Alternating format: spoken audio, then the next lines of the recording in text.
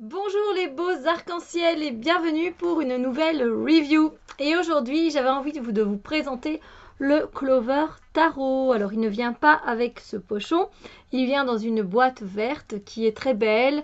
C'est juste très bien fait. Je pense qu'il vient de la République tchèque, si je ne dis pas de bêtises.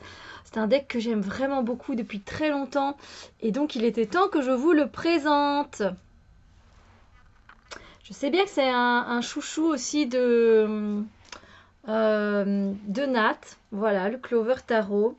Je sais que Letty, quand elle l'a eu, elle était aussi toute heureuse, parce que c'est un bon moment qu'elle le voulait. Et c'est clair, hein, je comprends pourquoi. Hein, pareil, quoi, voilà, il est très bien fait, il est très beau.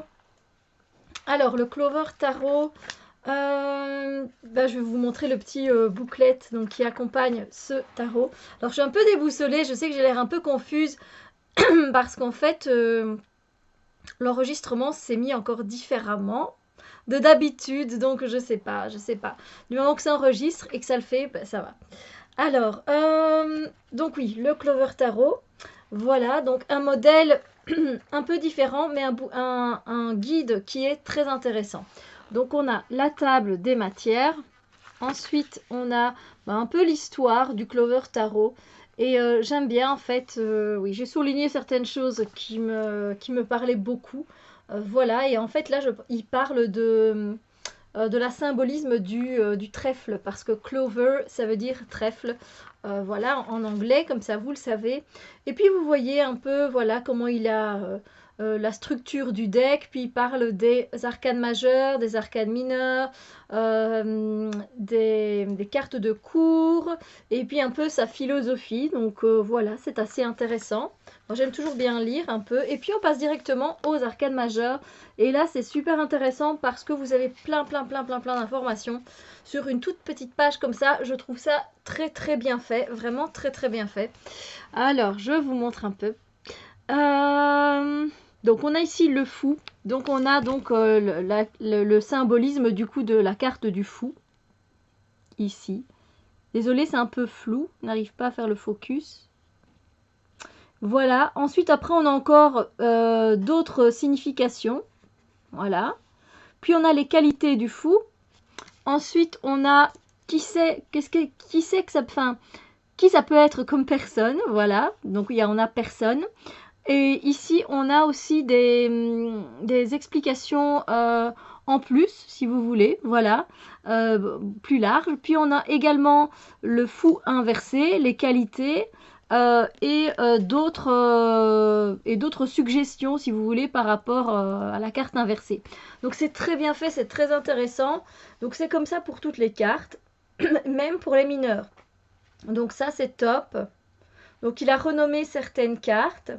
Alors c'est un clone du Rider-Waite et donc je le conseille aux personnes qui sont habituées au Rider-Waite et aux personnes qui sont débutantes mais qui ont déjà un bon niveau de tarot. Il n'y a pas de souci pour tous les collectionneurs.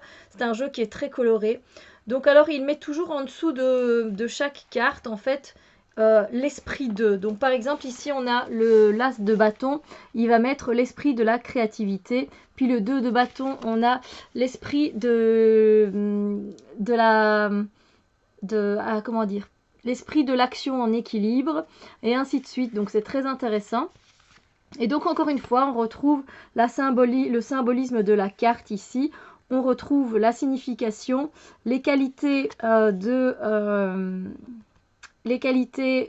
la carte, une personne que ça peut être, puis après encore plus de signification et inversement. Voilà, donc c'est très bien fait et ça nous enrichit au niveau de notre vocabulaire, de ce qu'on sait déjà par rapport au tarot. Donc ça, c'est juste génial. Donc par exemple, si on a une personne qui est 3 de coupe, ah ben vous allez voir que c'est une personne qui est talentueuse, qui est sociable, qui est joyeuse, c'est un ami qui est dévoué. Donc voilà, je trouve ça sympa en fait. Donc c'est comme ça jusqu'au bout. Une bonne qualité de papier et à la fin j'aime bien. Voilà, il n'y a pas de mots à propos vraiment de l'auteur. D'habitude il y a toujours un petit mot et là non, c'est assez humble je trouve. Euh, Et voilà, donc moi je l'ai mis dans une belle pochette verte. On a juste la carte de présentation. Voilà. Et ensuite, on a le dos des cartes, qui est évidemment magnifique, hein. Et on a donc un tout petit tour blanc qui est aussi autour des cartes, qui ne me gêne absolument pas. Les cartes sont assez grandes, je dois dire. Après, j'arrive tout juste à les tenir en main, et comme c'est assez épais, du coup, moi, je les divise en deux. Et au niveau de des cartes, la qualité est nickel, nickel chrome. Les mélanger, comme vous pouvez le voir, c'est super facile. Voilà, elles sont légèrement... Elles sont pas vraiment glossy, mais un tout petit peu, vous voyez? Tout petit peu, mais c'est pas énorme, donc c'est très bien. Et la qualité, elle est très bien. Voilà, c'est souple sans être trop souple, voilà. Et il n'y a pas de bordure, voilà. C'est tout blanc, donc à votre convenance si vous avez envie de les colorer. Voilà. Alors, alors c'est bien, je me suis fait un maquillage avec des paillettes, mais après, on a plein les yeux. Alors, ben, on va commencer avec peut-être pas spécialement la plus belle des cartes pour moi. Voilà, c'est la carte du diable et elle est bien représentée, hein, c'est pas la question, mais comment vous dire que c'est pas la plus belle pour moi? Voilà. Donc voilà, n'hésitez pas à faire pause. Voilà. Il y a quand même un peu de nudité, sachez-le. Pas énormément, mais un peu quand même.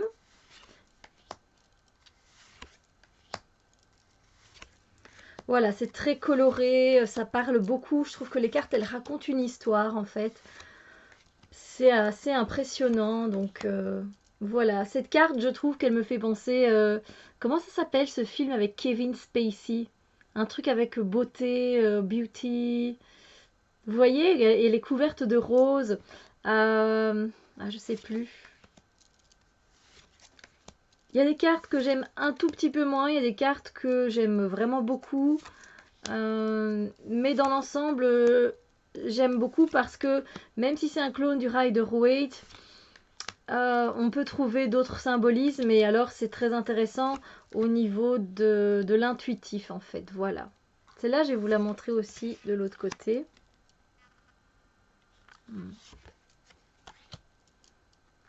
Les couleurs, encore une fois, hein, qui sont... Regardez, le 3 de coupe, il est magnifique. Je l'adore.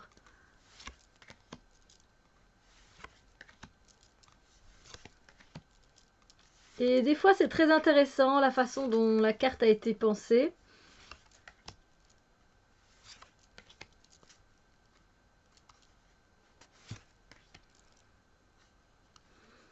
C'est un jeu qui est pour moi autant... Il est terre à terre, mais il y a aussi un côté très spirituel à ce jeu. Donc il est pour moi très équilibré. Voilà, c'est un jeu qui est vraiment très équilibré au niveau des énergies.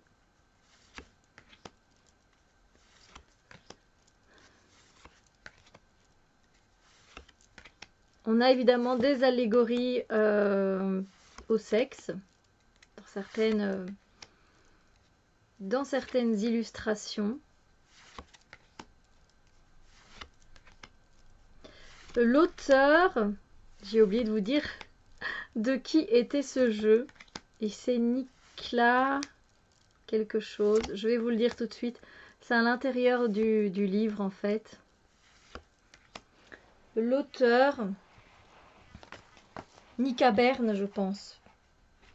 Si je dis pas de bêtises, c'est Nika Berne, voilà. Bon, vous voyez que c'est un tarot qui date hein, de 2010, donc voilà. Ça fait un bout de temps que je l'ai, je me suis dit mais je ne vous l'ai jamais présenté. Et vous savez que j'aime les jeux colorés, donc d'office qu'il était là depuis pas mal de temps. Hein.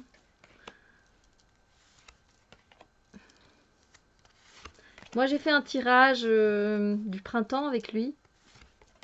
Voilà le tirage d'Ostara qui est sur la chaîne. N'hésitez pas, bien que je ne sais pas quand je vais poster cette vidéo, ce sera peut-être la fin du printemps.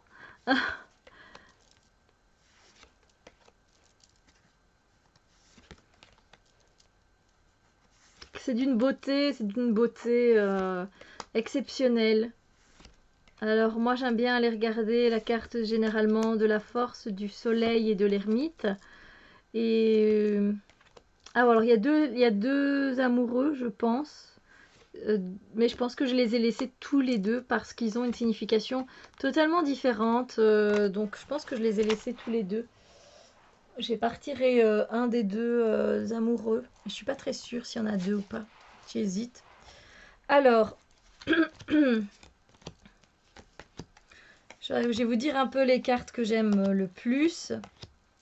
Celle-là, je la trouve belle, vraiment très belle. Elle est très belle. Celle-là est quelque chose de très exotique. Voilà, on le voit bien, de très maya, avec les pyramides. C'est très intéressant. Je l'aime beaucoup aussi, cette carte-là. Donc, on retrouve aussi un peu... Il n'y a pas trop de différentes cultures, mais voilà, celle-là, je trouve qu'elle est très bien faite, le 3 de bâton. C'est représentatif et encore plus symbolique, je sais pas. Le 5 de pentacle, waouh, c'est aussi une carte qui est très bien faite. Alors, j'aime rarement la grande prêtresse dans les cartes, mais celle-là, je la trouve sublime. Le fou, c'est pas ma carte préférée. Ah non, le magicien, pardon, je dis n'importe quoi, le magicien. Le 9 d'épée aussi, hein, elle est très bien représentée. La reine de coupe, je l'aime beaucoup, tout en forme, voluptueuse. Voilà, on voit bien son ventre qu'elle a sûrement déjà donné la vie, donc c'est très beau. Sur le chariot, c'est la première fois qu'on voit un personnage, enfin pas la première fois, dans les decks, j'en ai sûrement déjà vu, je m'en souviens plus, mais c'est plutôt rare qu'on voit une femme sur le chariot. Voilà. J'aime beaucoup aussi la fille de Pentacle, le page de Pentacle. Alors, le 3 de coupe, je vous l'ai montré et j'adore. J'adore, ça me fait penser au chakra, c'est juste très bien fait.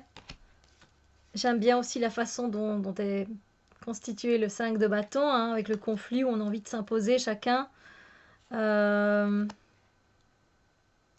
le page de bâton, ben, il est aussi très sexuel évidemment. Le 2 de coupe, je le trouve magnifique aussi. Et là, je pense que c'est une de mes préférées avec le 3 de coupe, c'est la fille d'épée, le page d'épée.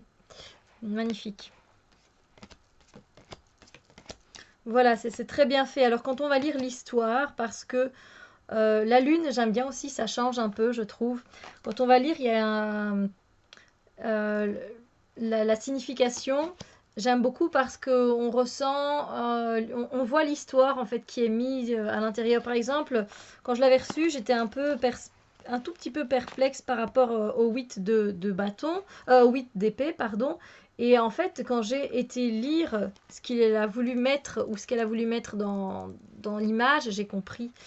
L'As de coupe aussi reste une carte très belle. J'aime beaucoup les couleurs. L'étoile est magnifique, magnifique.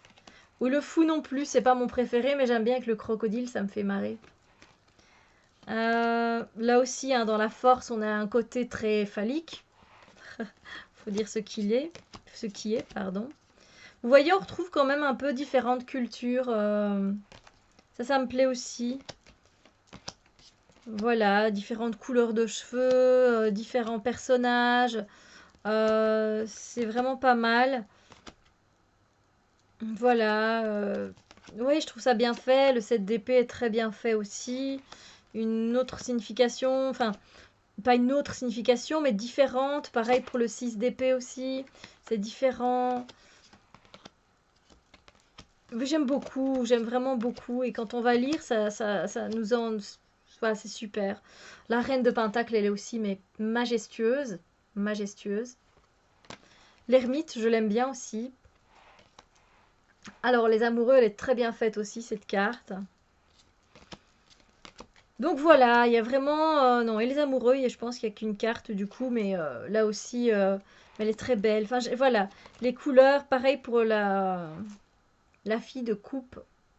Magnifique avec les cheveux de différentes couleurs, je trouve ça juste trop beau. Et donc, c'est plus d'être très beau, c'est un tarot qui est très intéressant. voilà, qui est facile à lire, je trouve, où on retrouve pas mal de symbolisme, on peut travailler avec les couleurs, là, vraiment. Donc, il y a vraiment de tout pour satisfaire tout le monde, il y a quand même différentes cultures. Donc voilà, n'hésitez pas à me dire ce que vous pensez de ce deck, s'il est dans votre wishlist depuis longtemps, si vous l'avez et c'est pas top, si vous n'aimez pas. Oh mon dieu, qu'est-ce qu'elle est belle cette carte. Voilà, j'ai envie de savoir vos ressentis par rapport à ce tarot. Moi, c'est un de mes chouchous, vraiment. Vraiment, je l'aime beaucoup. Je dis ça pour tous, hein, comme d'hab. Mais voilà. Sur ce, moi je vous souhaite une très belle journée et on se retrouve très bientôt pour d'autres vidéos. Bisous lumière!